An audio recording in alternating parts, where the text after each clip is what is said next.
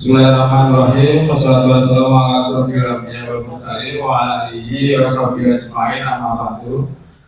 Yang terhormat Bapak Ibu Kepala SDN 1 Gugus SDN Berejo, yang saya hormati Bapak Ibu Guru Gugus 59 SDN Berejo.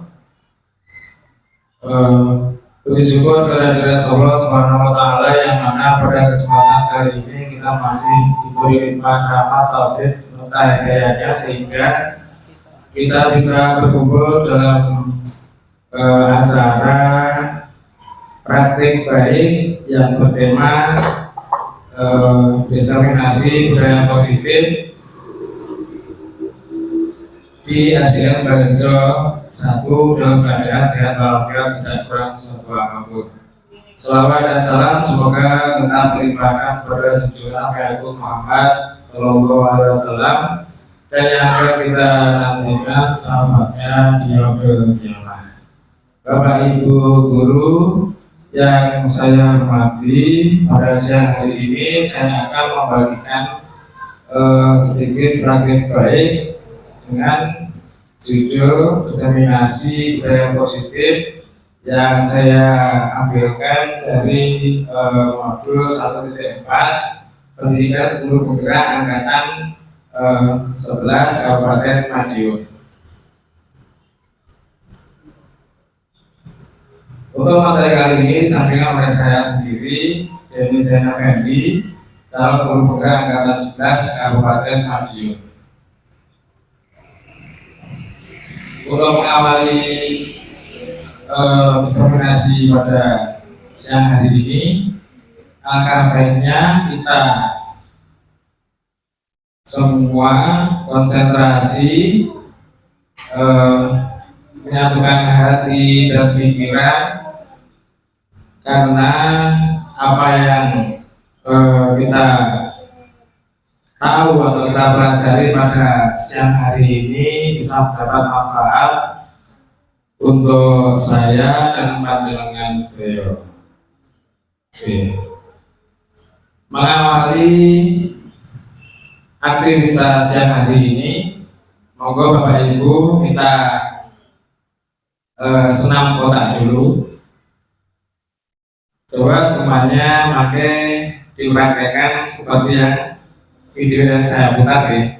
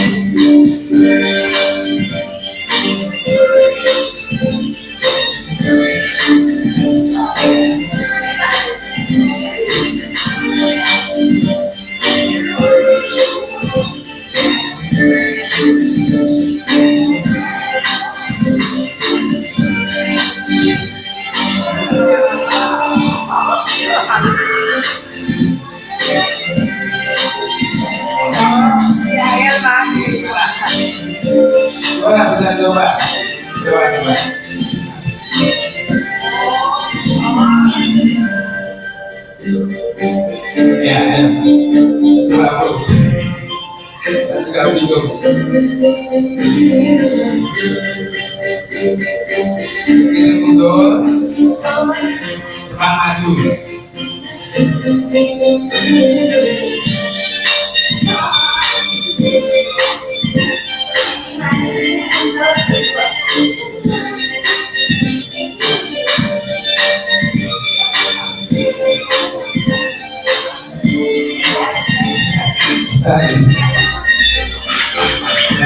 Kewenangan dulu buat ya. Berikutnya kita lanjut nanti.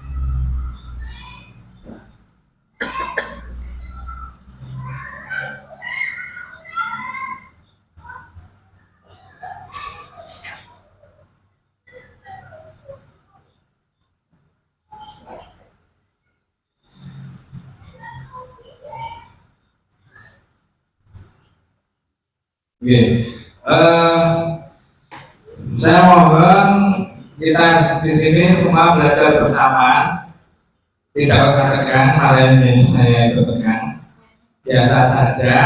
Kita semua niatnya belajar. Saya bukan narasumbernya profesional seperti itu, tapi saya yakin sedikit banyak ini nanti bisa bermanfaat bagi panjenengan sedaya, terutama saya sendiri. Ketika saya nanti kira-kira belum paham juga bisa juga bisa mendapat masukan dari panjenengan sedaya. Intinya untuk siang hari ini 1 jam ke depan saya akan membagikan praktik baik yang berjudul budaya positif. Saya mulai gini. Budaya positif ada beberapa aspek di dalamnya, yaitu yang pertama disiplin positif dan nilai-nilai kebajikan universal. Yang kedua teori motivasi, hukuman dan penghargaan serta restitusi. Selanjutnya keyakinan kelas dan kebutuhan dasar manusia dan dunia berkualitas. Selanjutnya ada 5 posisi kontrol kita sebagai guru dan seketika restitusi. Apa itu seketika restitusi? Nanti kita belajar bersama. Berdasarkan pandangan dari Ki Hajar Dewantara mengenai padi diibaratkan olehnya seperti anak atau murid dalam melaksanakan pendidikan. Ibarat petani, seorang guru itu menyebar benih atau bibit padi, tidak bisa memaksakan tanaman. Misalnya padi itu tumbuh jagung, tidak bisa. Yang kita bisa adalah menyebar benih padi, juga akhirnya tumbuh padi. Tapi padinya itu biar hasilnya bagus dan baik, itu juga kita jaga. Kita berupaya untuk merawatnya biar tumbuh subur, seperti menyiram, memberi pupuk agar terhindar dari gangguan hama ataupun rumput liar seperti itu. Begitu pula seorang guru yang mengupayakan terciptanya lingkungan yang berpihak pada murid, yang mampu mendukung keberhasilan murid dalam pembelajaran yang didapatkan di sekolah. Ya, di sini ada perubahan paradigma atau cara berpikir untuk guru. Untuk membangun budaya yang positif, sekolah perlu menyediakan lingkungan yang positif juga, aman dan nyaman, agar murid-murid mampu berpikir, bertindak, dan mencipta dengan merdeka, mandiri, dan bertanggung jawab. Hal ini seringkali kita kaitkan dengan kontrol atau fungsi kontrol guru kepada murid. Ya, ada perubahan paradigma. Paradigma pertama, kegiatan kepalan tangan. Ya, kenapa ini? Coba kita coba kita praktekkan bersama. Coba bukan tangan Anda seperti ini, ya. Bayangkan Anda meletakkan sesuatu yang sangat berharga di atasnya. Pikirkan saja, saya tidak tahu. Yang penting itu sesuatu yang sangat berharga. Lalu kepalkan tangan Anda dan genggam benda tersebut dengan kuat, dengan segala daya. Bayangkan ada orang yang akan mencoba dengan sekuat tenaga dengan berbagai cara untuk meminta Anda memberikan benda tersebut. Direbut bendanya seperti itu, ya kan? Padahal itu benda itu sangat berharga untuk Anda, sangat berharga. Apa yang terjadi? Tetap berusaha jangan sampai direbut barangnya. Oh ya, berusaha jangan sampai direbut barangnya. Seperti itu normalnya, gitu. Kalau dikasihkan berkata ya sudah. Dari situ ada pertanyaan, siapakah yang sesungguhnya memegang kontrol, yang menutup kepala tangan atau yang berusaha dengan segala cara untuk membuka kepala tangan? Siapa? Kita Ya, sendiri. diri kita sendiri. Ya, tentu kita sendiri yang memegang kontrol atas kepala tangan itu. Apakah kita mau membuka atau menutup, itu yang bisa mengoperasikan itu pada diri kita masing-masing. Ya, itu sesuai dengan kebutuhan dasar kita saat ini. Dalam teori, Dr. William Glasser dalam kontrol teori dinamakan choice theory, meluruskan beberapa miskonsepsi tentang makna kontrol. Pada dasarnya kita tidak bisa memaksa murid untuk berbuat sesuatu jika murid tersebut memilih untuk tidak melakukannya, walaupun tampaknya guru sedang mengontrol perilaku murid, karena murid sedang mengizinkan dirinya dikontrol. Misalnya kita mau menyuruh murid A untuk membaca. Nah, dia itu membaca itu karena dia sendiri yang mengontrol dirinya untuk membaca, bukan kita sebenarnya. Atau murid itu disuruh menulis seperti itu. Kalau tidak mau, ya memang dia sendiri yang mengontrol dirinya untuk tidak mau menjalankan apa yang dikatakan oleh guru. Karena saat itu untuk kontrol guru menjadi kebutuhan dasar yang dipilih murid tersebut. Teori kontrol menyatakan bahwa semua perilaku memiliki tujuan. Ya, mereka pun memiliki tujuan. Kenapa kok tidak mau kita suruh? Ya, seperti itu. Dan kalau dia mau disuruh itu juga memiliki tujuan. Apa tujuannya? Kalau saya suruh baca, kok mau baca? Ya, seperti itu. Bagaimana seorang bisa berubah dari paradigma stimulus respon kepada pendekatan teori kontrol? Stimulus respon berarti kita itu memberikan stimulus, memberikan stimulus itu umpan, memberikan umpan dan direspon oleh anak. Ya, ini ada perbedaan stimulus respon dan sesuai dengan teori kontrolnya. Misalnya dalam stimulus respon, realitas kebutuhan kita sama, kebutuhan standar pangan papan seperti itu. Tapi dalam teori kontrol, realitas kebutuhan kita berbeda. Nggak tahu kalau panjenengan realitanya butuh standar pangan papan, standar pangan seperti apa? Kalau saya misalnya grade bawah saja sudah cukup. Tapi dengan misalnya yang grade-nya tinggi, itu tetap berbeda ya.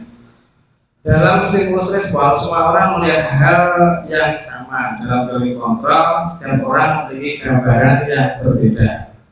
Kita dalam stimulus respon, kita mencoba mengubah orang agar berpandangan seperti dengan kita, seperti kita menyuruh murid-murid kita seperti itu. Tapi dalam teori kontrol, kita berusaha memahami pandangan orang lain tentang dunia itu. Sangat erat hubungannya dengan disiplin. Ya, makna kata disiplin. Dalam budaya kita, makna kata disiplin dimaknai menjadi sesuatu yang dilakukan seseorang pada orang lain untuk mendapatkan pengakuan. Kita cenderung menghubungkan kata disiplin dengan ketidaknyamanan. Makna disiplin menurut Ki Hajar Dewantara, di mana ada kemerdekaan, disitulah harus ada disiplin yang kuat. Sungguh pun disiplin itu bersifat self-disiplin, yaitu kita sendiri yang mewajibkan kita dengan sekeras-kerasnya. Tetapi itu sama saja, sebab jika kita tidak cakap melakukan self-disiplin atau disiplin dari dalam diri atau kesadaran, wajiblah penguasa lain mendisiplinkan diri kita. Ya, penguasa lain misalkan pemerintah atau stakeholder yang ada di sekitar kita. Mereka juga punya tata tertib seperti itu. Dengan tujuan apa? Tetap mendisiplinkan para pegawai-pegawainya. Dan peraturan demikian itulah harus ada dalam suasana yang merdeka. Ya. Sebenarnya Ki Hajar Dewantara itu dalam pemikirannya dari dulu sudah mengarah ke kemerdekaan belajar murid nih. Jadi tapi dalam pelaksanaan itu dalam kurikulum yang berbeda, pasti di situ berbeda pula cara memaknai apa yang dicita-citakan oleh Ki Hajar Dewantara seperti itu. Untuk menciptakan muridnya merdeka, syarat utamanya harus ada disiplin yang kuat. Disiplin yang dimaksud adalah disiplin diri yang memiliki motivasi internal. Jika kita tidak memiliki motivasi internal atau motivasi dari dalam diri kita sendiri, kita memerlukan pihak lain untuk mendisiplinkan kita, atau motivasi eksternal karena berasal dari luar, bukan dari dalam diri kita sendiri. Teori motivasi yang Gosen dalam bukunya Scouting School Discipline menyatakan ada 3 motivasi perilaku manusia. Yang pertama untuk menghindari ketidaknyamanan atau hukuman, yang kedua untuk mendapatkan imbalan atau penghargaan dari orang lain, yang ketiga untuk menjadi orang yang mereka inginkan dan menghargai diri sebagai nilai-nilai yang mereka percaya. Sebagai pendidik dengan tujuannya menciptakan anak yang memiliki disiplin diri sehingga mereka bisa berperilaku dengan mengacu pada nilai-nilai kebajikan universal dan memiliki motivasi intrinsik bukan ekstrinsik. Ini dan tadi ada kata-kata nilai kebajikan universal. Ini maksudnya kebaikan umum seperti kita menaati peraturan, kita sadar tidak membuang sampah sembarangan, itu umum. Jadi ada hal-hal yang baik yang bersifat umum, istilahnya kebajikan universal. Dalam hal ini kebajikan universal yang diharapkan tujuan dari seorang pendidik ini murid memotivasi dirinya sendiri, ya, bukan dari peraturan atau orang lain. Di sini pemikiran Ki Hajar Dewantara itu guru itu memfasilitasi, bukan lagi sebagai penghukum atau apa seperti itu. Ya, selanjutnya nilai-nilai kebajikan. Nilai kebajikan ini sifat-sifat positif manusia yang merupakan tujuan mulia yang ingin dicapai setiap individu secara normal, secara umum. Ini kita itu menuju kesempurnaan,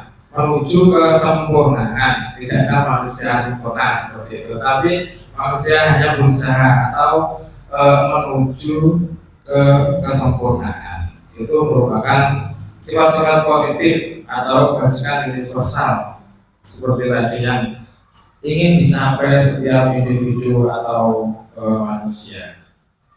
Apa kaitannya dengan profil pelajar Pancasila seperti pada kurikulum merdeka seperti sekarang ini? Ya, ada 6 aspek. Dari kurikulum dari profil belajar Pancasila yang pertama beriman, bertakwa kepada Tuhan Yang Maha Esa dan berakhlak mulia. Yang kedua mandiri ketika bernalar kritis. Yang keempat berkebinekaan global. Kelima bergotong royong dan keenam kreatif. Sebenarnya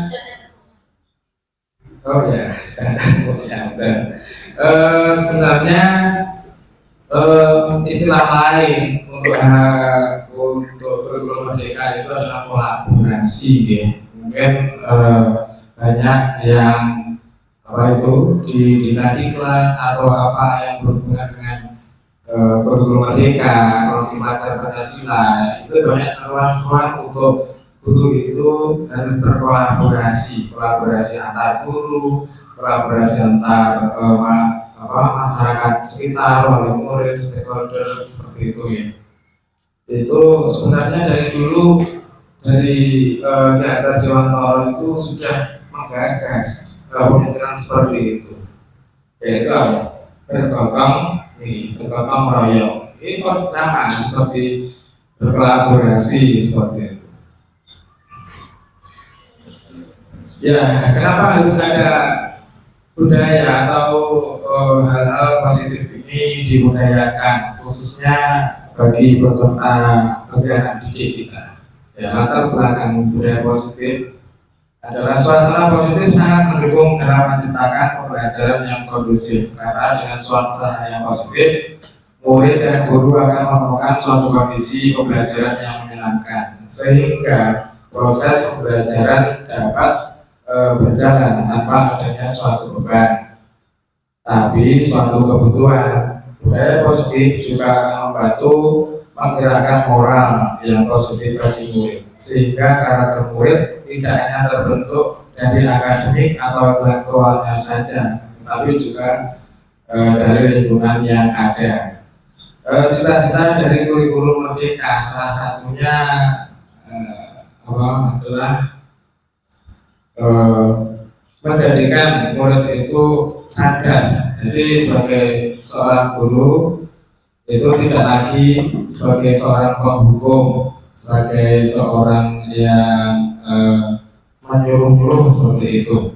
Ini kalau paradigma saya untuk mengetahui kurikulum merdeka itu seperti apa, itu menurut saya guru itu hanya disuruh memfasilitasi, ya. Jadi nanti akan saya jelaskan sebaiknya seorang guru itu menurut ini, ya, menurut teori, ya, itu harus di posisi mana? Apakah menjadi pembuku bagi siswa, menjadi teman bagi siswa, atau menjadi pemantau saja, atau menjadi seorang manajer bagi siswa atau murid-murid seperti itu. Apakah makna budaya positif? Apa contoh penerapan budaya positif yang telah kita terapkan? Coba saya minta untuk Bapak Ibu, kita sebelum lanjut kita speaking dulu, ya. Ini ada berapa? 1, 2, 3, 4, 5, 6, 7, 8, 9, 10, 11, 12, 13 Bapak Ibu. Nanti coba Bapak Ibu menyebutkan clue tentang budaya positif itu apa. Nah, misalnya Bu Andri menyebutkan salah satu budaya positif, ramah misalnya. Terus Bu Yati nanti meneruskan sesuai berdasarkan huruf terakhir. Misalkan ramah, berarti H.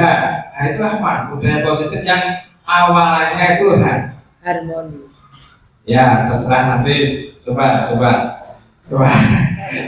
ya.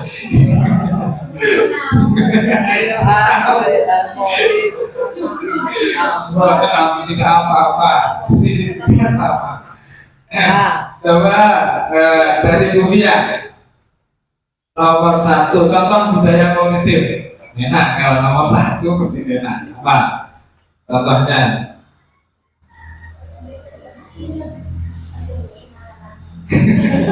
Ayo coba, ayo Pak.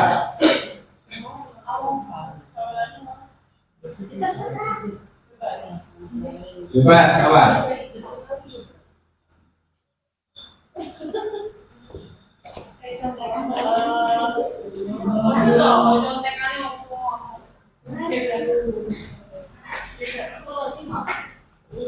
Yang positif, ya sesuatu yang positif. Coba. Hebat. Ya, bisa masuk. Bisa, ayo. Ayo coba. Terampil. Ya, terampil bagus sekali. Bu, berarti terampil L berarti ini. Coba. Ayo.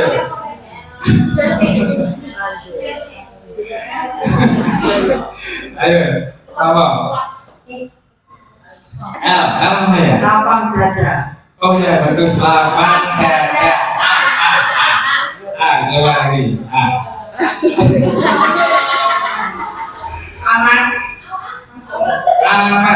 Aman B ya. Amanah. Aktif. Ya, aktif. Wah, ini. F ya. Aktif. F tidak ada.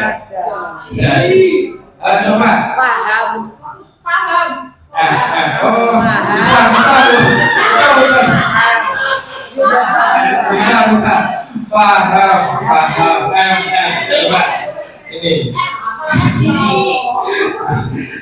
Mandiri bagus sekali. Coba. Mandiri. Inovatif. Inovatif. Oh ya, apa lagi? Coba apa? Fleksibel. Ya, boleh. Fleksibel E ya. Terakhir yang bahasa Inggris ya. Fleksibel, ya. E ya. Efisien, Pak. Apa? Efisien. Ada timbang disusui. Efisien. Gak apa-apa. Efisien. Nyaman. Oh iya, nyaman. Bagus. Bayu, apa? Nyaman. N. Nasionalisme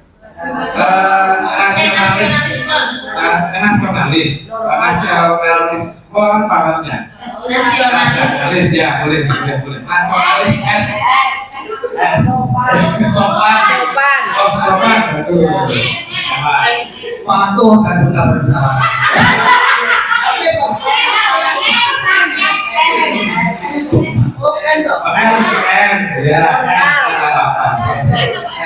Normal.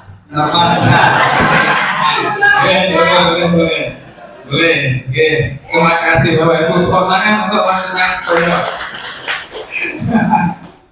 Ya, di sini kita mumpung gak ada murid di sini, dulu kan kita juga murid, seorang guru kan juga murid, gak apa-apa. Kita kembali lagi menjadi seorang murid. Kita bersenang-senang bawa tangan, bawa telepon ya. Ya, terima kasih. Saya lanjutkan. Apa contoh penerapan budaya positif seperti tadi ya, yang Mas sebutkan, yang telah kita terapkan. Oke. Coba Bianti coba. Budaya positif yang telah panjenengan terapkan di lingkungan sekolah. Ya. Ramah-tamah. Ya, ramah. Seperti itu. Apa lagi ya, Pak? Kasih sayang kepada murid. Ya, terus sekali terima kasih. Ya, sebenarnya nih sudah banyak yang kita terapkan tentang budaya positif. Tapi kadang kita itu lupa. Dan mungkin ya, ada yang kurang cocok ketika kita menerapkan pada murid atau kepada sesama guru seperti itu. Budaya positif sekolah, nilai-nilai dan kebiasaan di sekolah yang berpihak pada murid agar mereka dapat berkembang menjadi pribadi yang kritis, penuh hormat dan bertanggung jawab. Seperti yang pertama tadi, cita-cita kurikulum merdeka atau berdasarkan pemikiran Ki Dewantara berkolaborasi seperti itu ya. Kita lagi ada berpihak pada murid. Jadi semua yang kita lakukan itu untuk murid dan murid seperti itu. Filosofi pendidikan Ki Dewantara bukan tabula rasa atau kertas kosong. Ini maksudnya murid itu bukan kertas kosong atau semua anak yang bukan kertas kosong atau kita tidak bisa mengisi seenaknya seperti itu. Semua anak terlahir dengan bakatnya masing-masing. Sebenarnya secara normal anak itu sudah mempunyai bakat masing-masing. Kadang ada yang susah membaca, belum bisa menulis seperti itu. Tapi saya yakin itu anak itu mempunyai bakat yang lain seperti itu. Terus filosofi pendidikan Ki Dewantara selanjutnya tentang budi pekerti, seperti yang dicita-citakan di kurikulum merdeka. Jadi profil pelajar Pancasila ini nomor 1. Terusnya tugas guru menuntun bakat tersebut agar anak tumbuh dengan selamat dan bahagia. Jadi tugas akhir kita anak itu biar selamat di dunia, dia tahu peraturan yang ada di lingkungannya, dia tahu wah ini lampu merah, saya berarti tidak boleh menerobos seperti itu. Itu contoh kecilnya saja. Dan utamanya adalah bahagia. Ya, kita pasti sangat bahagia ketika anak didik kita nanti mulai sekarang atau selanjutnya itu merasakan kebahagiaan bila di dekat kita. Jadi contohnya yang murid seorang murid guru seorang ya, seorang murid. Saya namanya murid itu aja seperti itu juga membuat diri kita juga bahagia. Terutama bagi anak itu sangat bahagia. Apalagi besok kalau sudah lulus, pasti saya yakin kebahagiaan dia itu tidak bisa lepas dari jasa panjenengan sedaya. Itu membuat kita lebih bahagia lagi seperti itu. Terus guru ibarat petani, anak ibarat biji jagung. Ya, maksudnya seperti benih padi tadi, ya kan? Kita mau menanam jagung, kita tidak bisa mengharapkan itu akan tumbuh jadi padi seperti itu. Tetap jagung, tapi bagaimana jagung ini mempunyai kualitas yang baik, bobot yang baik, tidak terserang hama seperti itu. Diibaratkan itu murid. Ya. Terus kodrat alam dan kodrat zaman. Oke, kalau kodrat alam telah memang alamnya di pegunungan, berarti anak di pegunungan juga seperti itu ya, medan geografisnya seperti itu. Kalau di sini ya, maksudnya kalau misalnya apa itu namanya kodrat alam di sini panas, percaya sumu, antis, biasa atau itu. Terus kodrat zaman. Kalau dulu mungkin anak-anak belajar itu pakai ubin mungkin. Nah, itu zaman dulu. Kalau sekarang anak belajar pakai HP, ya memang anak itu zamannya seperti ini harus juga disadari. Misalkan kalau anak itu bermain HP, nah tapi tugas kita menuntun mereka atau membudayakan untuk mereka itu hal-hal yang positif. Misalnya kalau bermain HP, ya HP-nya dibuat sepositif mungkin. Misalnya kita mencoba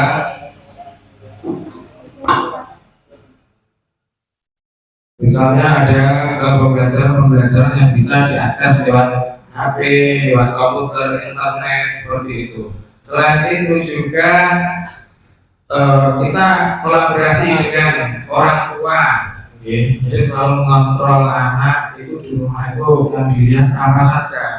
Ya sekarang sangat miris sekali ketika siswa SD terutama, okay. Siswa SD sudah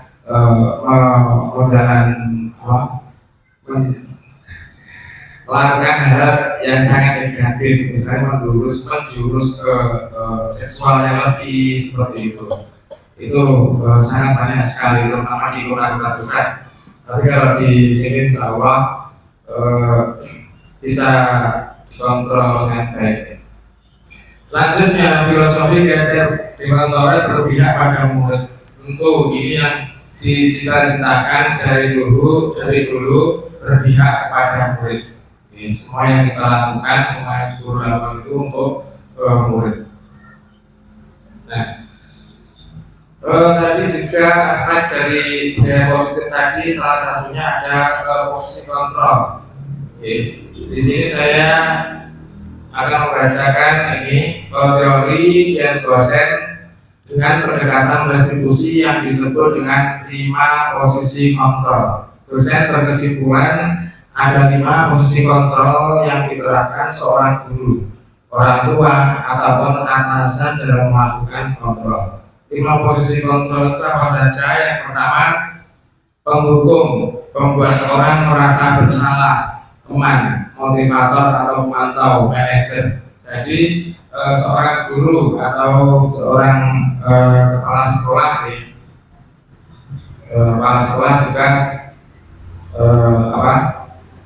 mempunyai salah satu dari 5 posisi kontrol. Kira-kira kita akan diposisikan di mana diri kita sebagai seorang guru? Penghukum, membuat orang merasa bersalah, teman, memonitor atau pemantau, atau jadi seorang manajer. Kelima posisi kontrol ini ada plus minusnya. Ini baik semua sesuai dengan teori ini, ya. Jadi yang pertama sebagai penghukum. Seorang penghukum bisa menggunakan hukuman fisik maupun verbal. Orang-orang yang menjalankan posisi penghukum senantiasa mengatakan bahwa sekolah memerlukan sistem atau alat yang dapat lebih menekan murid-murid lebih dalam lagi. Seorang penghukum itu mempunyai ciri-ciri, biasanya dengan suara tinggi, dengan bahasa tubuh saya mata melotot dan jari menunjuk-nunjuk seperti itu atau menghadik. Contohnya, kamu terlambat pagi, pasti terlambat pagi, selalu datang terlambat. Dengan cara indikator tubuh kita itu menunjuk-nunjuk, matanya melotot-melotot, kan seperti itu.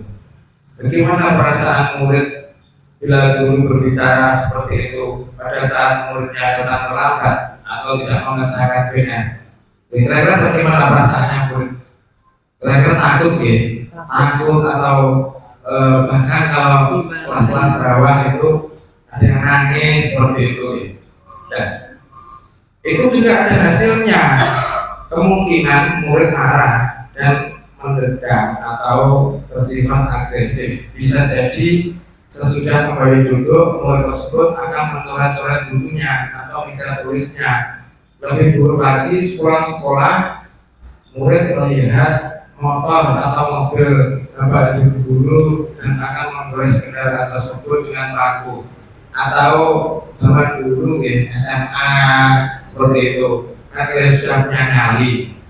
Itu kadang ya bersih motor guru seperti itu. Ya ada soalnya habis ngomongnya nih seperti itu. Oke, mereka juga emosi. Mereka tidak ingin diposisikan sebagai seorang yang dihukum atau terdakwa seperti itu. Oke. Terus posisi kontrol yang kedua membuat orang merasa bersalah. Pada posisi ini biasanya guru akan bersuara lebih lembut. Membuat orang merasa bersalah akan menggunakan keheningan yang membuat orang lain merasa tidak nyaman, bersalah atau rendah diri. Membuat bersalah itu kira-kira contohnya seperti itu. Adi, kamu ini bagaimana ya? Kamu sudah berjanji dengan ibu tidak akan terlambat lagi. Kamu kenapa ya? Senang sekali mengecewakan ibu. Ibu benar-benar kecewa sekali. Ya, seperti itu. Itu seperti membuat murid itu merasa bersalah. Atau seperti ini, kamu tidak mau mengerjakan PR. Bagaimana nanti kalau Pak Guru dimarahi ayahmu? Wah, mereka beranggapan kalau dia tidak mengerjakan PR atau tidak patuh pada guru, oh berarti ayahnya akan memarahi guru ini. Oh ya sudah, saya mau patuh. Nah, dia posisinya merasa bersalah karena tidak mau mengerjakan PR. Ya, dengan alasan nanti bapaknya akan memarahi guru tersebut. Untuk membuat orang merasa bersalah, hasilnya murid akan merasa bersalah telah mengecewakan bapak atau ibu guru. Seperti ini. Kadangkala sikap seperti ini lebih berbahaya dari sifat penghukum karena emosi akan tertanam merapat di dalam. Murid menahan perasaan tidak seperti murid dalam dengan guru penghukum, di mana murid bisa menumpahkan amarahnya walaupun dengan cara negatif. Berarti murid ini merasakan tertekan pada perasaannya. Kira-kira ini baik apa buruk ya untuk perasaan seorang murid? Kurang baik ya, saya jelas kurang baik. Merasa tertekan, atau kita juga pernah merasa tertekan, seperti itu, makhluk seperti itu. Tidak enak di dalam perasaan. Posisi kontrol selanjutnya, guru memposisikan sebagai teman, dalam hal ini juga guru dan murid. Guru pada posisi ini tidak akan menyakiti murid, namun akan tetap berupaya mengontrol murid melalui persuasi. Posisi teman pada guru bisa negatif ataupun positif. Contohnya dengan ada suara ramah, akrab, dan bercanda. Bahasa tubuhnya merapat pada murid, mata dan senyum sunaka. Jadi, ayolah, bagaimana sih kamu? Kemarin kamu sudah janji ke bapak bukan? Kenapa terlambat lagi? Sambil tertawa. Ya sudah, tidak apa-apa. Duduk dulu sana. Nanti Pak Guru bantu kamu ini. Ya, sambil senyum seolah posisi kita sebagai temannya. Atau mungkin di SD kurang menang gitu. Misalnya dengan dulu atau SMA misalnya ya, SMP atau SMA.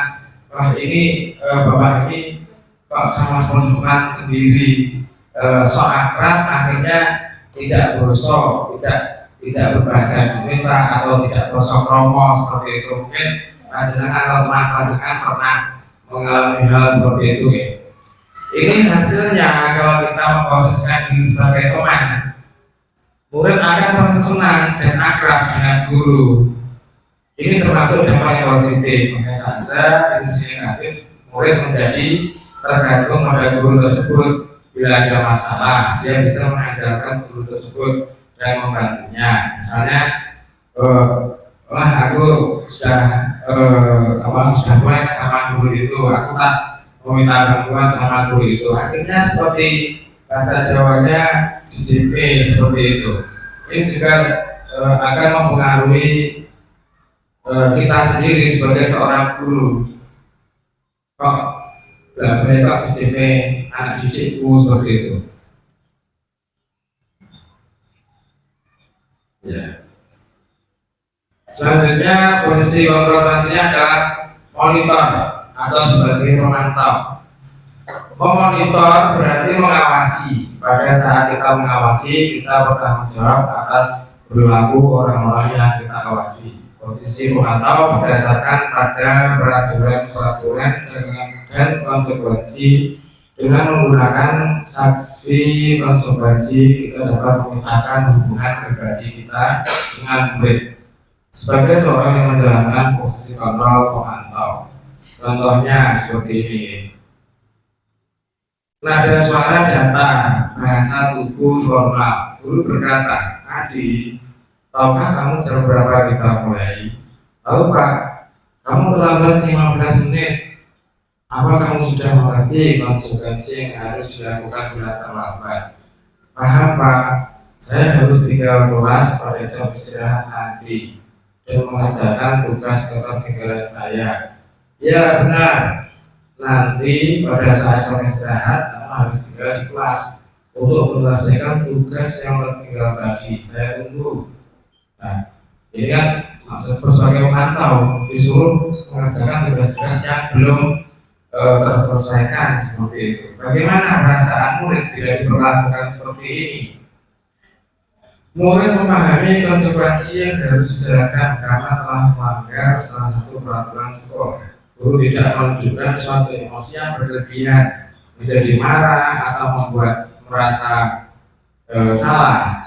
Murid tetap dibuat tidak nyaman, yaitu dengan harus tinggal kelas pada waktu jam istirahat dan mengerjakan tugas. Guru tetap harus memantau murid pada saat mengerjakan tugas di jam istirahat, karena murid tidak bisa ditinggal seorang diri. Misalnya pada waktu jam istirahat atau jam pulang, pikirannya murid pas waktu jam istirahat pengen jalan-jalan sama teman-temannya.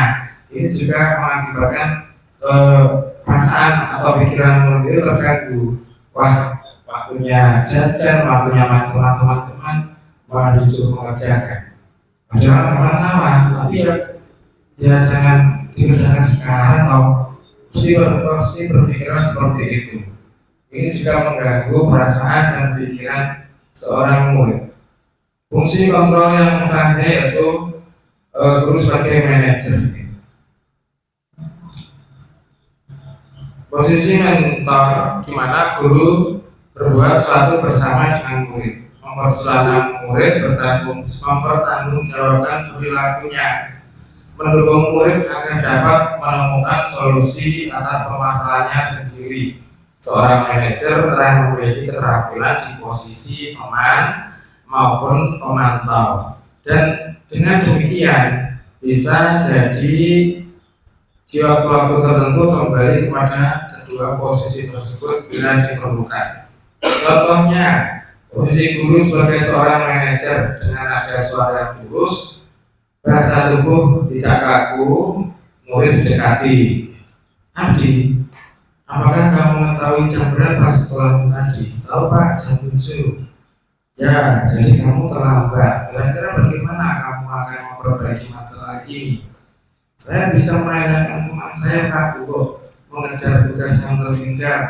"Baik, itu bisa dilakukan. Apakah besok akan ada masalah untuk kamu agar bisa hadir tepat waktu di sini?" "Tidak Pak, saya bisa hadir tepat waktu." "Baik, saya hargai usahamu untuk memperbaiki diri." Bagaimana perasaan murid diperlakukan seperti ini? Perasaannya murid fokus ada pada murid, bukan untuk membahagiakan guru atau orang tua. Murid sudah mengetahui adanya suatu masalah dan sesuatu belum terjadi. Bila guru mengambil posisi pemantau, guru akan melihat apa konsekuensinya, apa peraturannya. Namun pada posisi manajer, guru akan mengembalikan tanggung jawab pada murid untuk mencari jalan keluar permasalahannya, tentu dengan bimbingan guru. Kalau seorang manajer itu misalnya murid itu berkelahi dengan temannya. Contoh paling mudah aja, tidak mengerjakan PR seperti itu. Tidak kita senang-senang, kamu itu harusnya begini. Terus kamu sekarang kerjakan, kamu saya tunggu. Terus apalagi tadi sebagai pemantau seperti itu. Nah, terus sebagai pembuat masalah bersalah. Dan sekarang coba dikerjakan, nanti saya dimarahi ayahmu. Nah, terus yang terakhir, fungsi kontrol sebagai manajer. Kamu tahu mengerjakan PR itu baik apa buruk. Tidak baik Pak, buruk Pak. Nah kalau buruk, saya juga pernah dulu tidak mengerjakan PR seperti kamu. Nah, apakah kamu bisa memperbaiki? Bisa Pak, saya akan mengerjakannya. Jadi murid itu secara sadar, dia sadar dengan sendirinya. Atau misalnya bergelut-gelut kalau teman-temannya bergelut-gelutan, ketika dia mesti bisa bawa ke sana, tanyai, kita kan tidak memarahi seperti yang pertama tadi. Bagaimana hukum? Kamu sesuai pusat. Nah, seperti itu. Nanti murid malah jadi seperti menahan perasaan. Bisa kamu sana dipanggil soalnya dengan banyak orang terus kan minta maaf, izin kan mungkin. Kalau sebagai manajer dia itu ditanya, kenapa kamu kok bertengkar sama temanmu? Karena ini Pak, karena dia salah dan sebagainya. Ya tentu kesalahan itu wajar, semua orang bisa merasa bersalah. Saya pun juga bisa, kalau saya pun dulu juga seperti itu. Saya dulu juga pernah salah.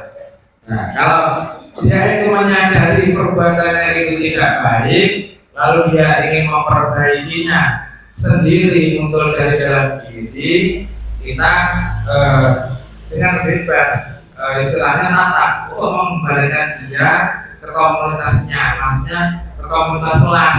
Jadi dia tidak merasa di hukum gurunya, dia tidak merasa di di mata-matai teman-temannya, dia tidak merasa disalahkan lagi dengan temannya. Jadi mereka kembali ke kelasnya itu dengan riang gembira atau dengan suka. Seperti itu. Sekarang kebutuhan dasar manusia. Kebutuhan dasar manusia yang pertama bertahan hidup, yang kedua kasih sayang dan rasa diterima, kebutuhan untuk diterima, yang ketiga penguasaan, kebutuhan pengakuan atas kemampuan, yang keempat kebutuhan kebebasan, kebutuhan akan pilihan, yang kelima kesenangan, kebutuhan akan merasa senang. Dan tadi apa nih posisi kita sebagai seorang manajer?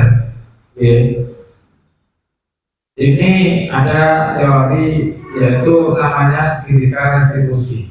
Restitusi adalah proses menciptakan kondisi bagi murid untuk memperbaiki kesalahan mereka, sehingga mereka bisa kembali pada kelompok mereka dengan karakter yang lebih kuat. Seperti tadi ya, ketika bertengkar dengan temannya, lalu dia menemui gurunya atau mengadu kepada gurunya. Kalau pada waktu mengadu dia disalah-salahkan oleh gurunya atau dibuat merasa bersalah, ketika dia kembali ke kelas pasti akan merasakan perasaan yang tidak enak, perasaan yang minder pada temannya. Tapi dengan teori segitiga restitusi diharapkan murid itu bisa kembali lagi ke kelompoknya, ke kelasnya, bahkan dengan karakter yang lebih kuat. PD lah seperti itu. Restitusi juga adalah proses kolaboratif yang mengajarkan murid untuk mencari solusi untuk masalah dan membantu murid berpikir tentang orang seperti apa yang mereka inginkan dan bagaimana mereka harus memperlakukan orang lain. Nah, berarti murid kalau punya permasalahannya dengan segitiga restitusi ini, murid diharapkan dengan kesadaran dirinya, oh saya itu bersalah. Oh sebenarnya murid itu tahu apa itu mau menyelesaikan masalah dengan cara gimana itu tahu, tapi kalau sudah keburu pikirannya sudah dibayang-bayangi merasa bersalah dan lain sebagainya, bisa-bisa buntu lah istilahnya seperti itu pikiran dari murid tersebut. Teori restitusi ini, restitusi bukan untuk menebus kesalahan, restitusi memperbaiki hubungan. Restitusi adalah tawaran bukan paksaan. Restitusi menuntut untuk melihat ke dalam diri. Restitusi mencari kebutuhan dasar yang mendasari tindakan. Restitusi fokus pada karakter, bukan tindakan. Dan teori segitiga restitusi tadi seperti ini. Restitusi yang pertama, menstabilkan identitas. Misalnya ada seorang murid mengadu kepada bapak ibu guru, Mas, saya itu sebel sama sama si B, si B akhirnya saya kata-katain Pak, saya itu malah malah dibalas dengan kejam kata-katanya. Dan ini distabilkan dulu identitasnya. Ya, Pak Guru tahu semua orang pasti berbuat kesalahan. Kamu bukan satu-satunya yang pernah melakukan ini. Saya juga pernah. Itu biar keadaan yang pertama biar stabil. Terus yang kedua,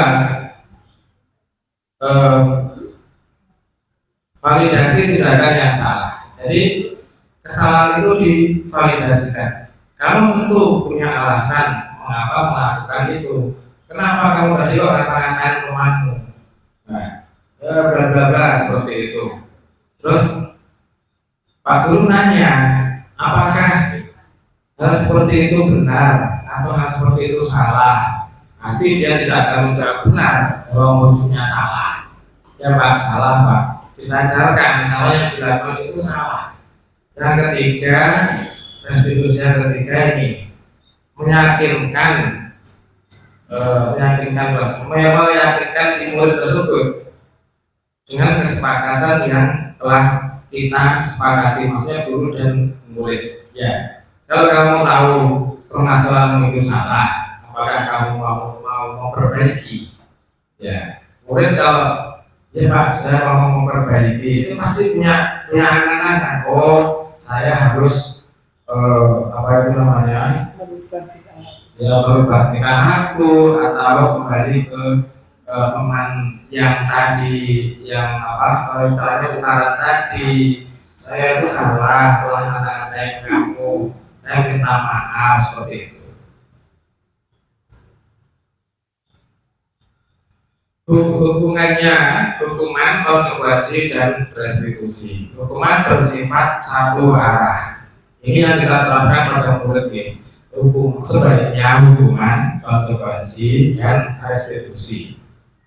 Mana bisa coba kita bahas satu persatu.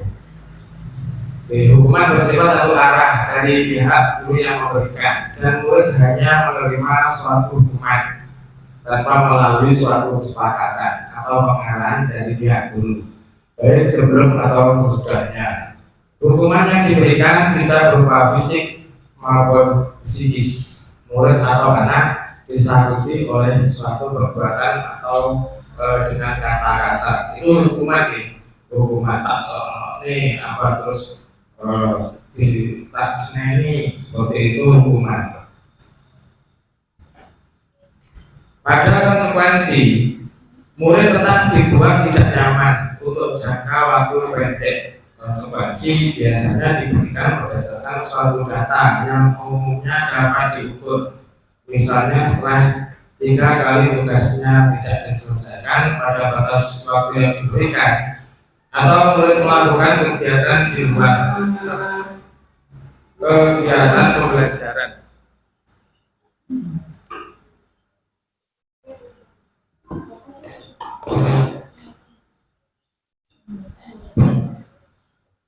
Saya teruskan. Waktu yang diberikan atau murid melakukan kegiatan di luar kegiatan pembelajaran, misalnya ngobrol, maka murid tersebut akan kehilangan waktu untuk bermain dan harus menyelesaikan tugas karena ketertinggalannya. Peraturan dan konsekuensi yang mengikuti ini sudah diketahui sebelumnya oleh murid. Sikap guru di sini senantiasa memonitor murid.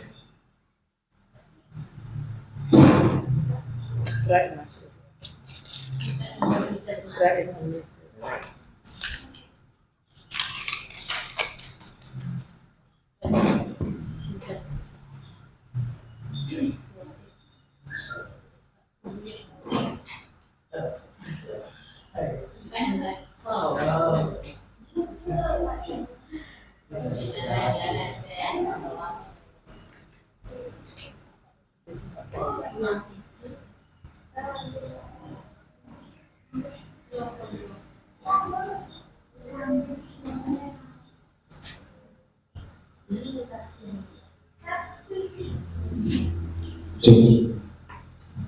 Oke, sebentar lagi deh. Masih ada salah benar lagi. Hukuman konsekuensi dan restitusi. Restitusi adalah proses menciptakan kondisi bagi murid untuk memperbaiki kesalahan mereka sehingga mereka bisa kembali pada kelompok mereka. Seperti tadi, restitusi. Restitusi bukan untuk menembus kesalahan, restitusi memperbaiki hubungan. Restitusi adalah tawaran, bukan paksaan. Restitusi menuntut untuk melihat ke dalam diri. Restitusi mencari kebutuhan dasar yang mendasari tindakan. Restitusi fokus pada karakter, bukan tindakan. Yang selanjutnya, pembentukan keyakinan kelas. Ya, seperti Bapak Ibu biasanya untuk yang pertama kali masuk tetap menentukan keyakinan kelas. Keyakinan kelas atau peraturan kelas ini. Yang pertama, keyakinan kelas bersifat lebih abstrak daripada peraturan yang lebih rinci dan konkret. Keyakinan kelas berupa pernyataan-pernyataan universal. Pernyataan keyakinan kelas senantiasa dibuat dalam bentuk positif. Ini ya. Jadi keyakinan kelas dibuat dalam bentuk positif. Keyakinan kelas hendaknya tidak terlalu banyak sehingga mudah diingat dan dipahami oleh semua warga kelas. Keyakinan kelas sebaiknya sesuatu yang dapat diterapkan di lingkungan tersebut. Semua warga kelas hendaknya ikut kontribusi dalam pembuatan keyakinan kelas lewat kegiatan curah pendapat. Bersedia meninjau kembali keyakinan kelas dalam waktu yang lama. Jadi seperti itu. Terus sekarang kita mencoba merefleksikan diri bukan hanya dari materi yang telah saya sampaikan, tetapi yang sudah panjenengan semua dapatkan masalah budaya positif di lapangan di sekolahan masing-masing. Coba refleksi ini maksudnya gini. Saya sendiri setelah saya mengikuti program calon guru penggerak, kalau refleksi saya yang pertama, khususnya di modul 1.4 budaya positif ini, saya menjadi tahu ternyata murid-murid itu tidak hanya dalam penyelesaian masalahnya, kita bisa memposisikan 5 fungsi kontrol tadi. Jadi mungkin saya dulu sebagai seorang penghukum, sebagai seorang yang membuat bersalah anak, tapi dengan dengan mengikuti program yang telah saya lakukan dan saya mendapatkan banyak materi, saya tahu sekarang hal yang pas untuk menyelesaikan permasalahan pada murid, yaitu dengan cara segitiga restitusi tadi. Jadi dengan teori tadi saya banyak menyelesaikan permasalahan-permasalahan murid yang sifatnya mungkin kalau di SD itu masih enteng, misalnya anak yang sering tidak masuk, sering tidak mengerjakan PR seperti itu. Tapi kalau ini berhasil kan saya merasakan bahagia. Wah, sekarang dia sudah rajin mengerjakan PR, dia sekarang sudah tidak terlambat lagi. Penyebab tidak mengerjakan PR atau sering terlambat sekolah seperti itu sebenarnya setiap orang berbeda-beda. Mungkin karena budaya di rumah misalnya dia tidak ada pembimbingnya, orang tuanya seperti broken misalnya, terus di rumah itu hidupnya cuma sama mbahnya seperti itu. Jadi kalau kita tidak menyadarkan dia sendiri untuk bertanggung jawab terhadap kesalahannya, kita juga bisa dibilang kurang berhasil dalam mendidik dia. Nah, dengan mengikuti program atau membaca materi-materi dari program yang telah saya lalui, ya saya mendapatkan banyak manfaat seperti itu. Mungkin dari Bapak Ibu guru mau atau bisa merefleksikan diri, maksudnya refleksi sebagai seorang guru. Saya yakin panjenengan yang senior sudah di atas saya sudah banyak mempunyai pengalaman yang ataupun yang masih muda, nggih. Masalah pengalaman kan tidak ada batasnya. Ya, saya juga menyadari seperti itu. Mungkin ada refleksi yang mau atau yang bisa disampaikan terkait pengalaman panjenengan dalam belajar mengajar, tentu juga melewati apa itu namanya diklat ataupun ada yang sudah mendapatkan materi tentang budaya positif seperti itu. Monggo, ada Diati mau refleksi, monggo ke sini. Monggo, Mas Sofian, Mas. Gak apa-apa. Refleksi dulu, gak apa-apa. Gak apa-apa. Gak ada yang benar dan gak ada yang salah di sini. Gak apa-apa. Ada yang benar, gak ada yang salah. Oke, coba. Kalau begitu pertanyaan dulu menapa. Tapi begini.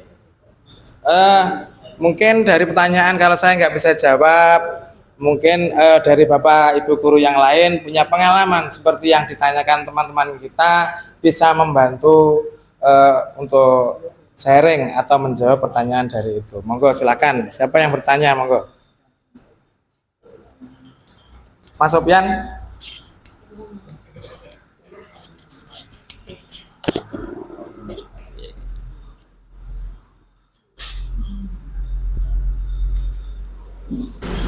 Silahkan.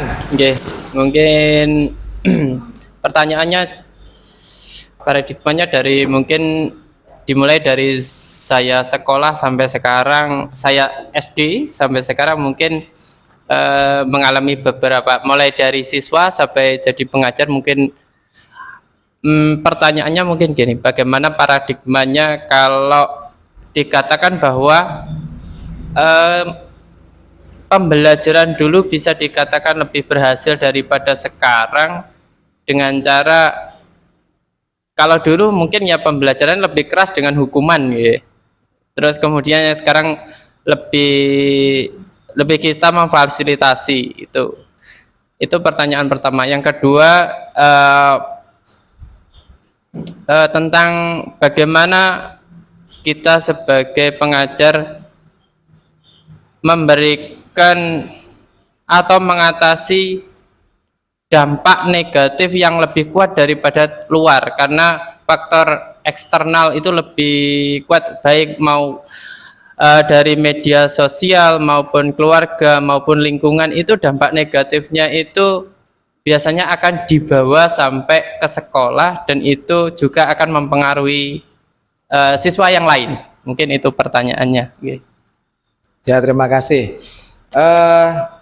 Bisa saya simpulkan pertanyaan yang pertama, yaitu indikator keberhasilan proses pembelajaran seperti itu ya, dulu dan yang sekarang. Misal mungkin kalau saya punya jawaban, memang kalau sekarang saya termasuk juga produk yang dulu. Produk yang dulu itu memang kalau mengatasi siswa, tapi intinya dulu itu seperti takut pada guru seperti itu, nggih.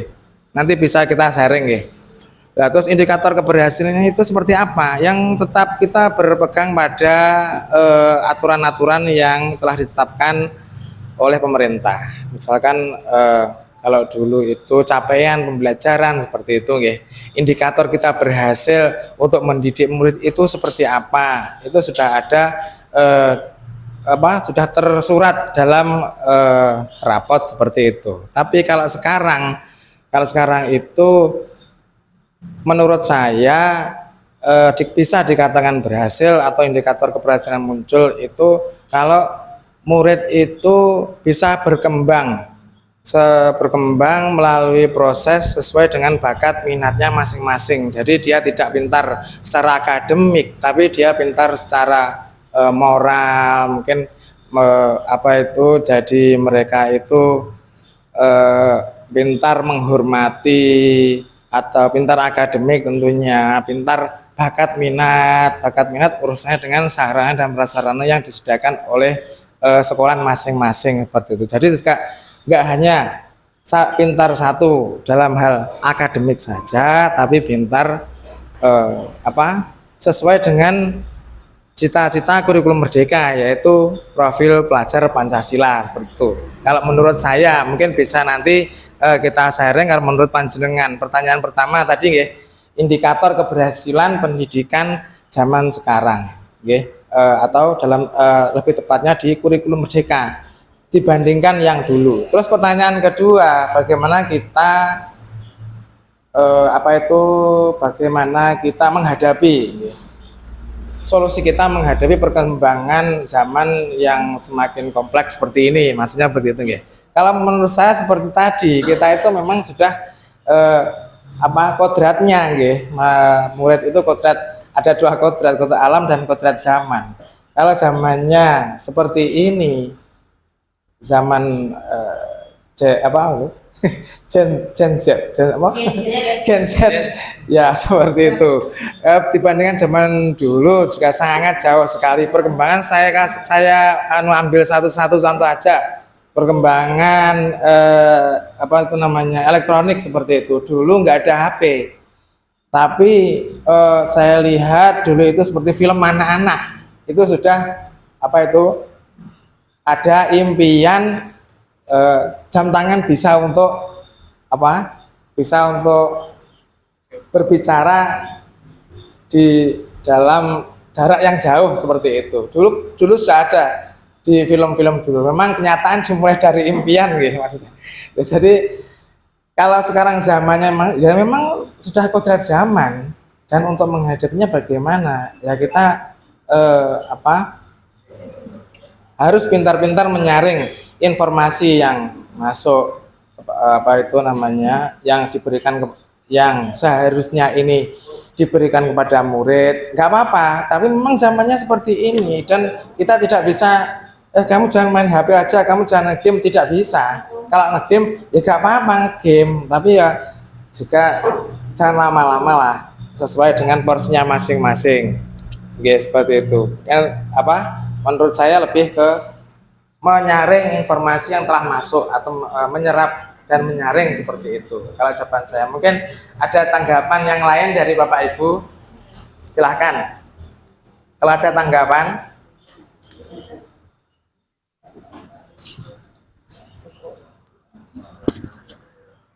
oke. Terima kasih untuk pertanyaan dari Mas Sofyan. Saya rasa untuk materi siang hari ini yaitu diseminasi budaya positif di kelompok belajar gugus 59 SDN Berjo ada sekolah imbas dari SDN Berjo 2, SDN Bacem, SDN Dondong 3, SDN Bonsari 2, SDN Dondong 1, SDN Kedondong 3 sudah ya. Ya, ada 5 imbasnya dari gugus Oke, terima kasih. Dari saya ada kurang lebihnya mohon maaf. Semoga bermanfaat bagi kita semua. Kurang lebihnya saya mohon maaf. Saya tutup. Billahi taufiq wal hidayah. Assalamualaikum warahmatullahi wabarakatuh. Waalaikumsalam warahmatullahi